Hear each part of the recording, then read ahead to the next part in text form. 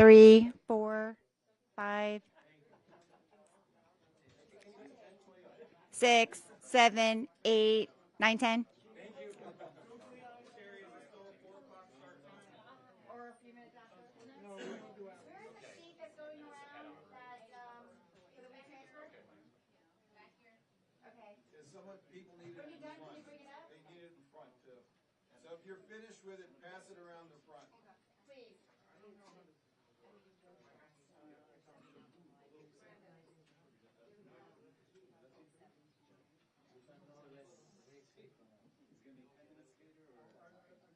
Maybe just a few minutes later. I'll try to get you the 2-minute warning.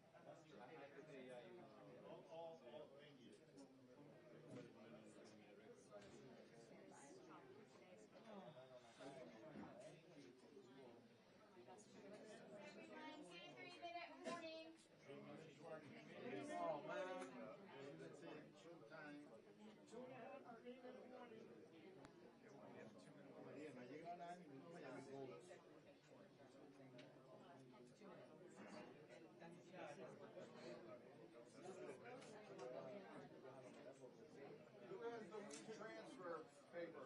You need it? Yes, please. Do you have it? Sorry, do you need the paper?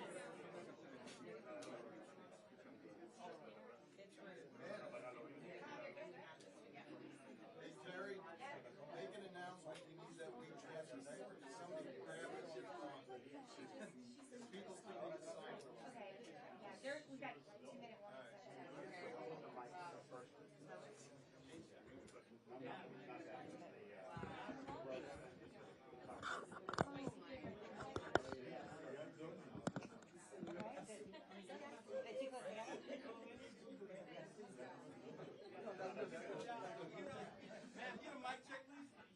We're doing mic check again. 1, 2, 3, 4, 5.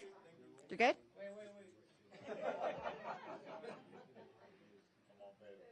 Come on, Pedro. Come on. 1, 2, 3, 4, 5. Everybody's good? And can we get that sheet for the WeTransfer set up to the front, please? Okay.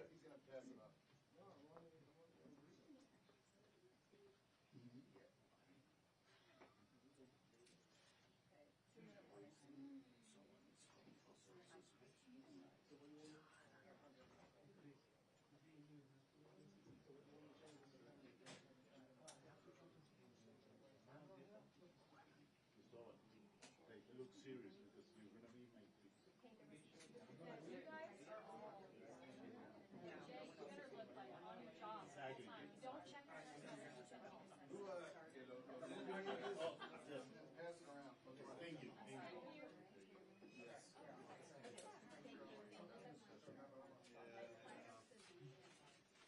That thing doesn't tilt down because you got too much of the ceiling.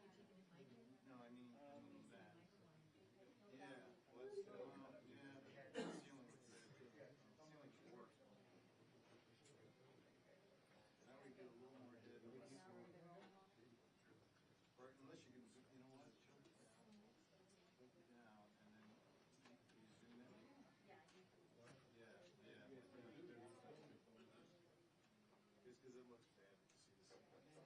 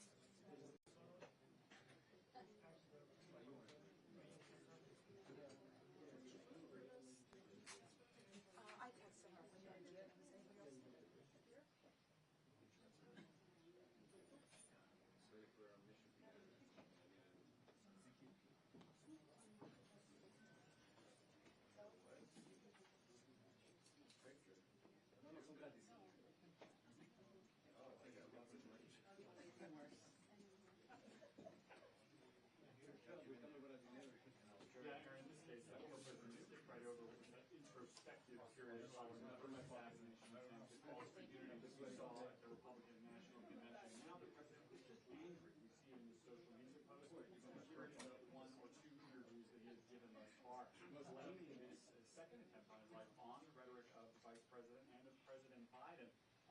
Lashing out, we're seeing it from his campaign with calls from Harris and Biden to denounce those in the Democratic Party who suggested that Donald Trump is a threat to democracy. No calls for unity here. No kind of broader message of turning things down across the country. It's anger and focus on the top of the Democratic ticket from Donald Trump.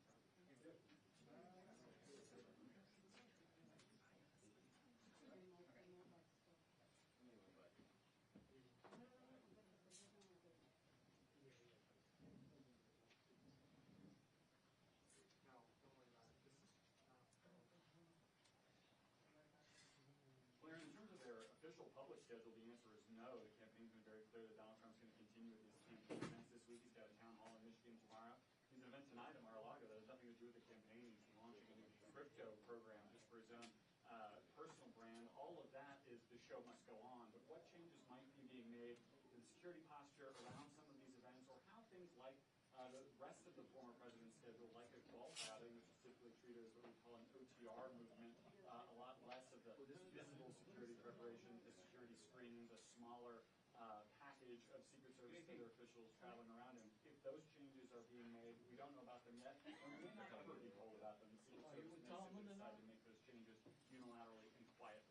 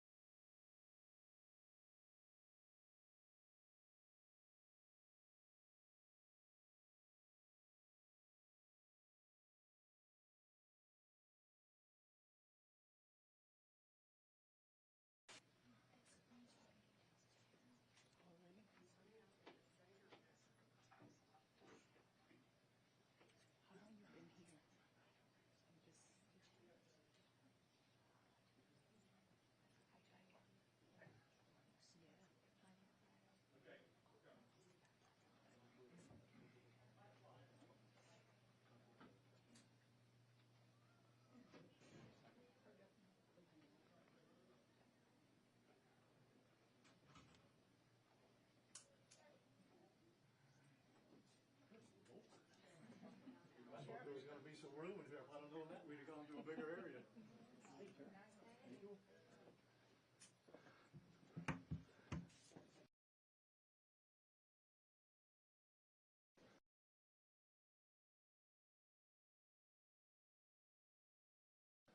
Been with me at a press conference. We, meaning the gentlemen that are up here, which is the U.S. Attorney, FBI, Secret Service, we're going to give you everything that we have. We're going to give you the latest updates. They're going to tell you what's going on with the investigation, everything. And then we're going to do a limited amount of questions. So make them good, all right? Don't get into what if and all this. Get legitimate questions. We got it? Okay, everybody ready? Okay. We're here today to give an update on the investigation in regards to the incident at Trump International. With me is the U.S. Attorney, the FBI, and the Secret Service. Just to give you a little information, as you well know, the road down there on Summit is still blocked off. It will be blocked off probably for the remainder of today and probably a good portion of tomorrow until some of the investigative things need to be done and finished. But we're accommodating people in and out, getting them to the library, getting them to the post office, so the public is not going to be that far inconvenienced. The security level at Mar-a-Lago is the highest it can possibly be now. The road closures are back in place and will remain there. The checkpoints are in place. And my commitment to the Secret Service is to give them every possible resource from PBSO. Once they determine the level of security that they need, they will get all the resources possible. So having said that, I'll let you talk to the U.S. Attorney. Thank you, Sheriff.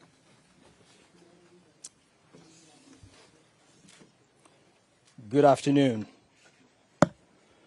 Thank you for joining us today. My name is Mackenzie Lapointe. I am the United States Attorney for the Southern District of Florida. I want to start by expressing my deep gratitude to Sheriff Rick Bradshaw of Palm Beach County Sheriff's Office for hosting today's press conference and for his department's assistance with this matter. I'm truly grateful for your leadership, sir. I'm also pleased to be joined by our partners in federal law enforcement from the FBI and the United States Secret Service, and also from ATF. Joining us today for comments and announcements are Special Agent in Charge Jeffrey B. Veltri of the FBI Miami Field Office, and Acting Director of the U.S. Secret Service, Ron Rowe.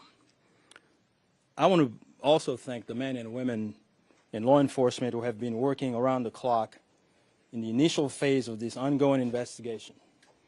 Our partners include federal and local authorities who effectuated the apprehension of the defendant and have aided in ensuring federal charges were filed against him this morning. We're here to announce that Ryan Wesley Routh, 58 years old, of Hawaii, has been charged by a criminal complaint in the Southern District of Florida with firearms offenses related to an incident which occurred yesterday at Trump International Golf Course right here in West Palm Beach. Routh was charged federally with possession of a firearm by a convicted felon and possession and receipt of a firearm with an obliterated serial number. He had his initial appearance today before Magistrate Judge Ryan McCabe in the federal courthouse in West Palm Beach. According to the allegations in the complaint, a U.S. Secret Service agent walking the golf course perimeter saw what appeared to be a rifle poking out of the tree line. After the agent fired a service weapon in the direction of the rifle, a witness saw a man later identified as Routh fleeing the area in the tree line. Routh was later apprehended by officers from the Martin County Sheriff's Office in coordination with the Palm Beach County Sheriff's Office. The complaint alleges that in the area of the tree line from which Routh fled, agents found a digital camera, a backpack, a loaded SKS-style rifle with a scope, and a black plastic bag containing food. The serial number on the rifle was obliterated. According to the complaint, Routh was convicted of felonies in North Carolina in December 2002 and March 2010, and therefore was prohibited from possessing a firearm. The FBI is leading this investigation, this ongoing investigation. As the Attorney General stated earlier today, the FBI is continuing its investigation of this incident as an assassination attempt upon the former president. The investigation remains at its early stages. The entire Justice Department, including the FBI, the United States Attorney's Office for the Southern District of Florida, and the National Security Division are coordinating closely with our law enforcement partners to fully investigate and prosecute this matter. The charges we're announcing reflect the strong collaboration of the agencies represented here. The U.S. Attorney's Office, the Department of Justice, would be unable to carry forth our mission without the invaluable assistance of our federal, state, and local law enforcement partners. I would like to thank the Bureau of Alcohol, Tobacco, Firearms, and Explosives, and we have Chris Robinson here, Special Agent in Charge, and your Secret Service for the invaluable assistance they are providing, they have been providing. I would also like to recognize the Palm Beach County and Martin County Sheriff's Offices for apprehending the defendant. Again, without the local authorities to assist in those things, it would be literally impossible to accomplish the things we're able to accomplish on the federal side. I want to personally express my gratitude to the attorneys with the U.S. Attorney's Office for the Southern District of Florida and the Counterterrorism Section of the Justice Department's National Security Division for their nonstop work over the last 24 to 30 hours. Together, we will continue to work tirelessly to ensure accountability and the pursuit of justice.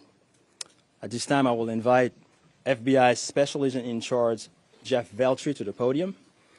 After Special Agent in Charge Veltri completes his remark, Acting Director of the U.S. Secret Service, Ron Rowe, will provide remarks before we open the floor for a few questions. On our end, given that this is a pending matter before the court and the investigation is ongoing, all comments will be limited. Thank you very much. Jeff.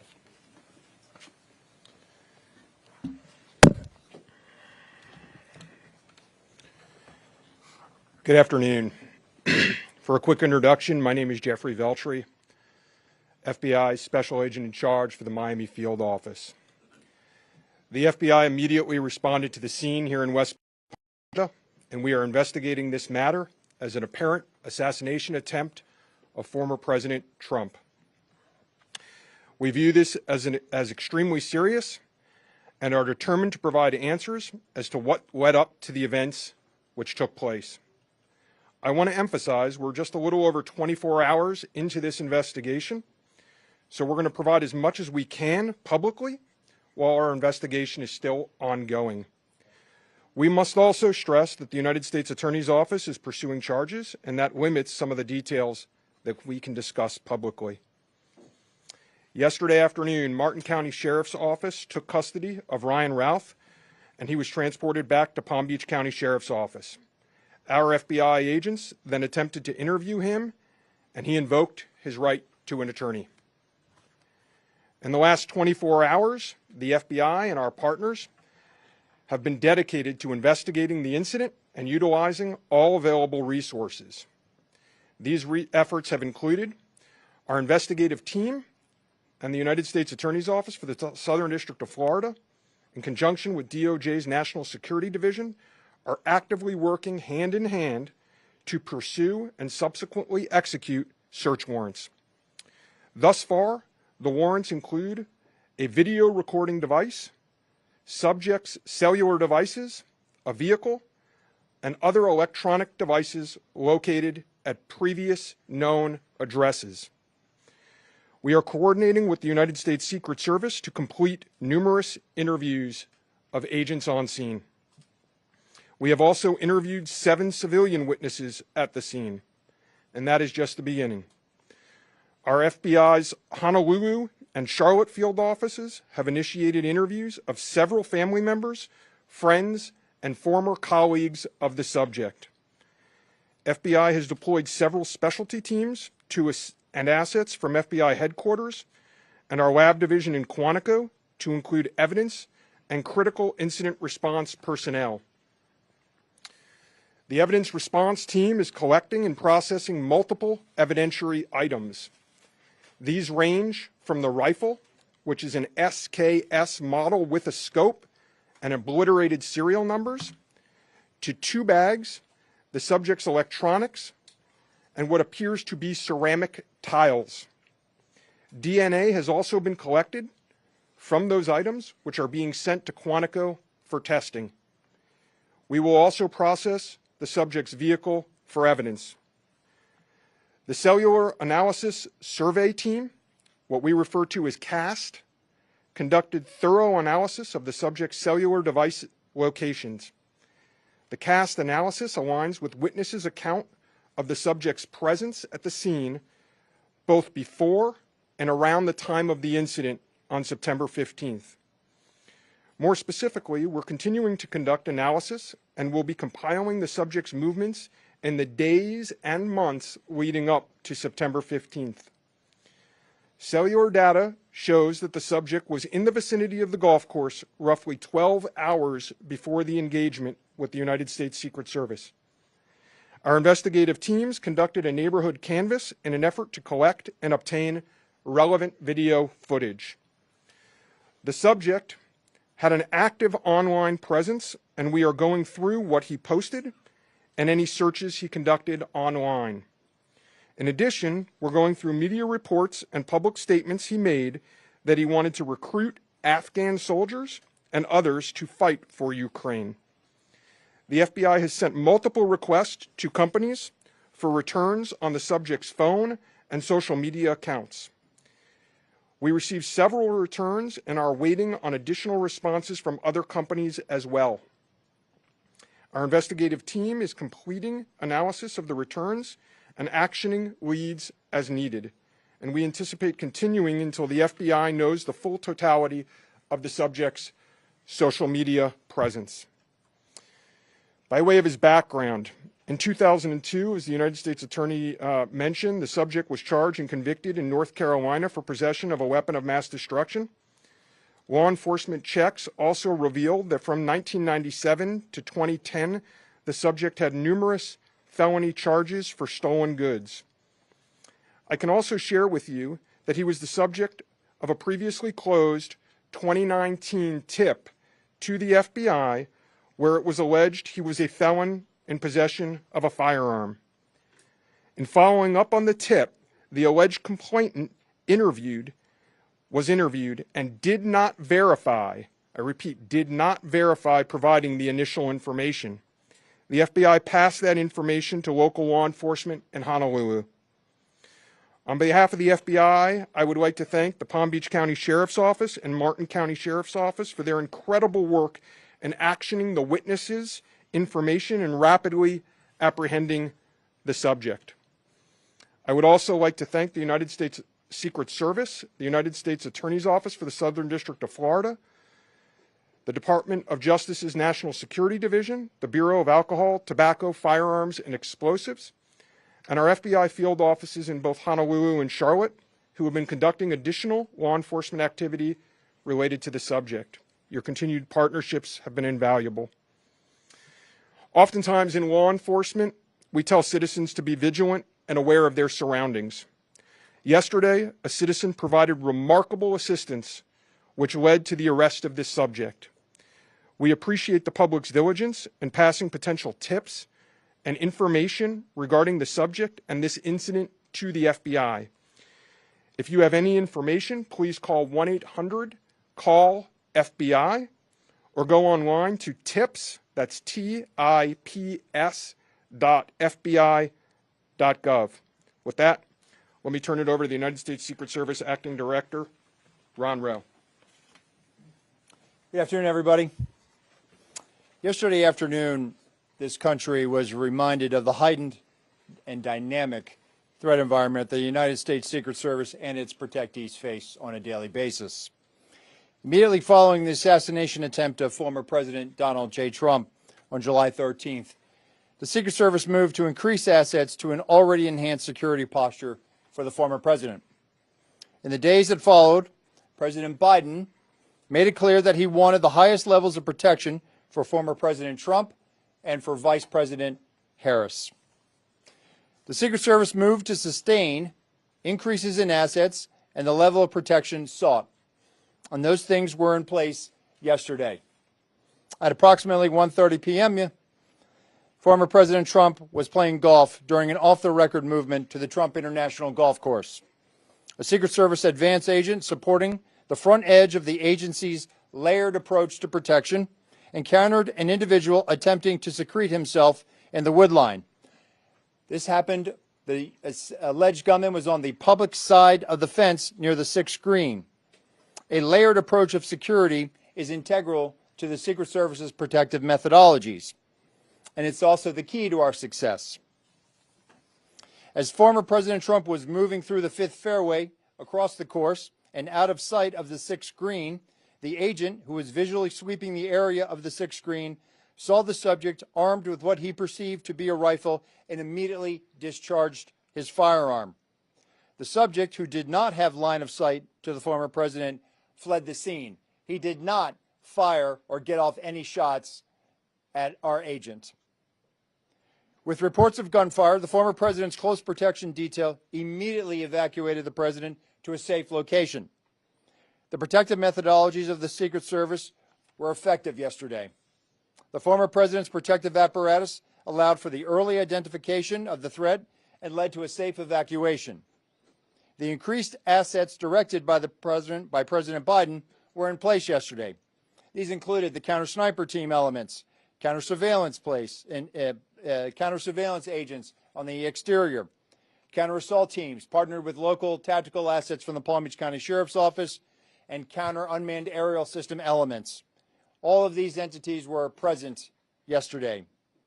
And while all of these assets were in place, as I've said publicly, we must satisfy the basic requirements of the Secret Service's protective methodologies. In partnership with local law enforcement, we did just that.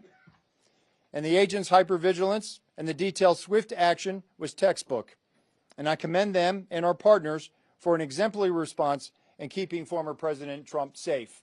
And I will tell you, having served in local law enforcement in Palm Beach County, I can state that I am tremendously impressed and appreciative for all of the efforts of the Palm Beach County Sheriff's Office and Sheriff Schneider with the Martin County Sheriff's Office.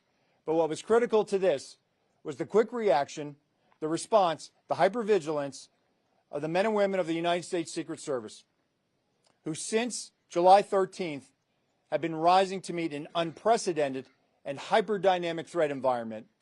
And they are rising to this moment, and I could not be more proud of them and the way they have executed, not only yesterday, but what they're doing today and what they are doing tomorrow and what they will always do because it is their duty. Thank you. Okay.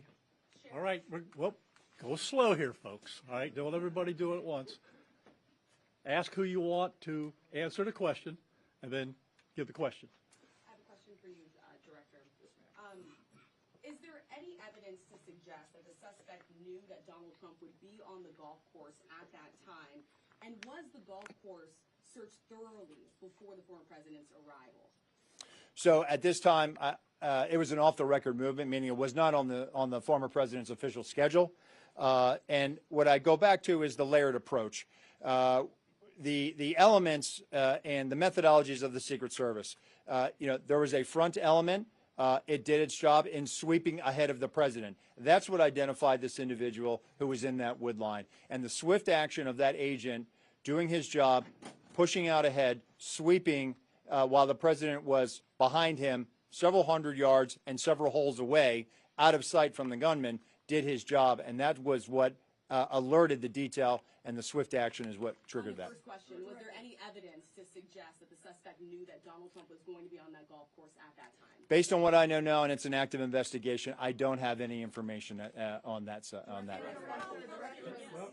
Terry Parker. How many times did your agents go around the perimeter and scope out the golf course during the 12 hours that this guy was holed up in the shrubbery? So this was an off-the-record movement. It wasn't a site that was on his scheduled, it wasn't part of his schedule. So there was no posting up of it because he wasn't supposed to have gone there in the first place. Garrett Haig. Have you briefed former President Trump on your findings so far, and has his campaign asked for any changes in his security going forward after yesterday? So, sorry. So I've had a conversation with the former president. We've explained and we've worked with the campaign. The president is aware that he has highest levels of protection that the Secret Service is providing him.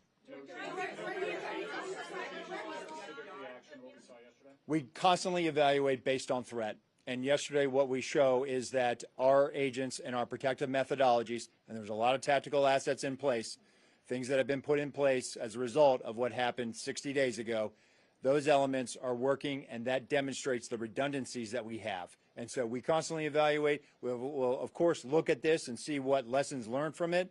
But as of right now, we are constantly evaluating that threat. And if we need to ratchet up additionally, we will. Yes, sir. Do we know when Routh arrived in Florida in general, when he arrived in Palm Beach, the area? That's a question probably for the Specifically, FBI. and if he's been at the golf course prior to this scoping it out. We're in the process of collecting a lot of evidence, and that will be part of that investigation to determine his whereabouts. going back quite some time. Do you have any detail on where he might have gotten it? That's part of the investigation as well. Again, that's going to be a little bit challenged until we're able to determine the serial number on that gun. So we're hopeful to be able to do that. We're still looking into that. The sheriff mentioned about the highest level of protection, that they would lock down the golf course. Was that a miscommunication then, being that President Biden ordered the highest level of protection? Do you want to take this, Sheriff? Or no? Go ahead. Okay. So here's the deal. When it comes to Secret Service protection, we provide the highest level. So, for example, yesterday, counter-assault team elements. I'm not going to go into the number of personnel that we have out there, but we have the highest levels from Secret Service. When we work with the Palm Beach County Sheriff's Office, like, for example, yesterday, during that emergency action response, we had their local tactical team assets partner with our local tactical team assets. We had their helicopter up in the air, providing us 360 and situational awareness of the overhead for any, if there were any potential threats coming at us. So what we did yesterday was exercise our emergency plan based on the number of tactical assets and the highest level of protection that we are providing. The sheriff and I have talked. Now, clearly, when you go down Southern Boulevard right now and you try to get over to Palm Beach and you see the robust presence that's existing outside of Mar-a-Lago, the heavy uniform presence, the additional assets of the Secret Service. And for those of you that were here in 2017, when the president was in office, when you look at that footprint now and you look at it today, there's not much difference there. There is heavy uniform presence out there. And again, what I go back to is yesterday was an off-the-record movement. Off the record. And the president wasn't even really supposed to go there. It was not on his official schedule. And so we put together a security plan, and that security plan worked. Can I know that the Secret Service has asked for additional resources? Being in the vicinity, Special Agent Daughtry, in terms of him being in the vicinity, based on his phone records, is there any evidence to show that Ralph was in the vicinity in the area before Sunday? And when you say in the vicinity, does that mean right there at that spot in those bushes, or could it have been, down the street at a restaurant? It was in very close proximity to where he was spotted by the Secret Service. In terms of your first question, whether he was there earlier, our investigation is still looking to determine that. All right, whoa. We're going to do two more. You get one. Thank you. All right? Only two more. You get one. Okay. We understand that the Secret Service has asked Congress for additional resources since the Butler rally. Have you received those resources yet? So thank you for that question. So we are working. Look, the Secret Service operates under a paradox of zero-fail mission, but also that we have done more with less for decades. And this goes back many decades, right? What I can tell you is that we have immediate needs right now, and we have great support, not only from President Biden, and you saw his public statement today, where he said that, he's going to direct his staff to make sure that the Secret Service has the resources it needs. We're having fantastic conversations with members of Congress. I've been up to the Hill last week. We are continuing to have those conversations, but the long and short of it is this. Coming out of Butler, I have ordered a paradigm shift. The Secret Service's protective methodologies work, and they are sound, and we saw that yesterday. But the way we are positioned right now in this dynamic threat environment, it has given me guidance to say, you know what, we need to look at what our protective methodology is. We need to get out of a reactive model and get to a readiness model. There could be another geopolitical event that could put the United States into a kinetic conflict or some other issue that may result in additional responsibilities and protectees of the United States Secret Service. And so we are working, we are making information available to all of our partners. And I just want to say that the commitment of Congress to the Secret Service throughout the years has been tremendous. And we will continue to work with them and Secretary Mayorkas, whose support in making sure that we're getting what we need has been phenomenal. He is one of our biggest champions and our advocate. And so we're having these conversations, and I feel confident that we will get what we need. We have immediate needs. We have future needs, too. I need to make sure that our counter-snipers are the best trained counter-snipers in the world, that they are exactly doing what we need them to do, and that they match counterparts in the military, in Tier 1 forces. And right now, we are working with Congress to make sure that we get those for our training facility. We also have a necessary need to make sure that we're getting the personnel that we have. And that requires us to be able to have the funding to be able to hire more people. You can't just give me money and say, hey, we're going to make sure that everybody gets overtime. Because the men and women of the Secret Service right now, we are redlining them. And they are rising to this moment, and they are meeting the challenges right now. And if you look back at their body of work over the last 60 days, the Republican National Convention in Milwaukee, the Republican National Convention in Chicago, a visit of Prime Minister Netanyahu to Washington, D.C., and to West Palm Beach, which Palm Beach County Sheriff's Office supported. And then we go into the presidential debate in Philadelphia last week. And for those in the media that have been to a national special security event, if you saw the National Constitution Center last week, what you saw was pretty much a mini national special security event with the number of assets that were on that perimeter. And so our folks are rising to this moment, but it requires all of us to be able to have good conversations and make sure that we're getting the Secret Service where it needs to be. And I'm confident that we will achieve that because we don't have an alternative. Success, we have to have it every day. We cannot have failures. And in order to do that, we're going to have some hard conversations with Congress, and we're going to achieve that. Last question, one more. The special agent in charge of the FBI, Yes, sir. did he act alone? Did he have some kind of help? At this point, we're still exploring that, investigating that. Our investigation will determine that. We do not have information that he's been acting with anyone else at present. Do we know how long he's been in Florida when he arrived? Oh, you snuck one in there. At this point, a question. Our investigation is still determining that. Thank you. All right. Anyhow, nope, that's it. We're not gonna do any more. All right, you got a lot of information there. The last thing I will tell you is, like the director of the Secret Service says, you know, the president called me last night, President Trump. He thanked me for everything that we did along with the Secret Service. He knows we work great together, and he feels safe. That's important because he is.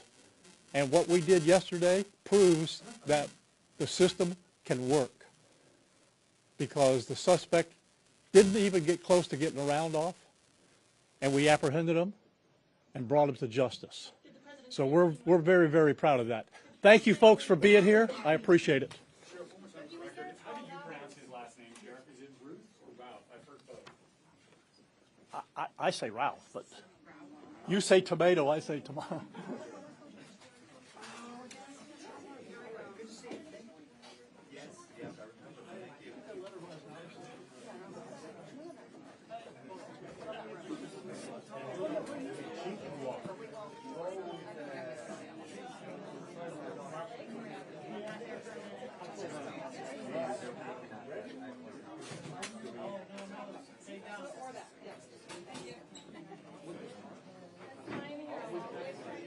Yeah,